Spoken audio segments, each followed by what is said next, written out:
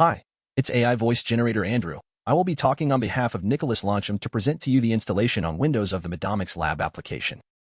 First, go to the MEDomicsLab GitHub page and then click on Releases on the right-hand side of the screen. Now, get to the latest release and expand its assets. In our case, we will need to download the executable in the Python environment zip file specific to Windows. Once the downloading is done, find the downloaded files and extract the zip file.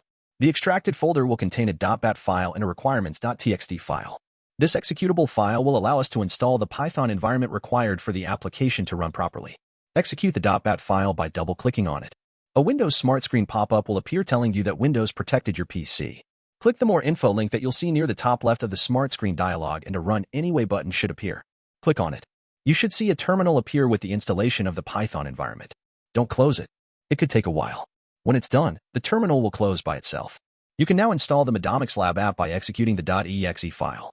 Windows Smart Screen will appear again. Do the same thing as before and run it anyway.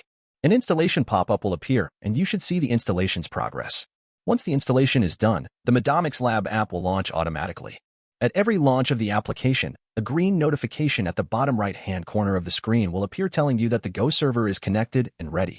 If it's not the case and a red notification appears, the installation was not successful. In this case, refer to the troubleshooting section of the documentation.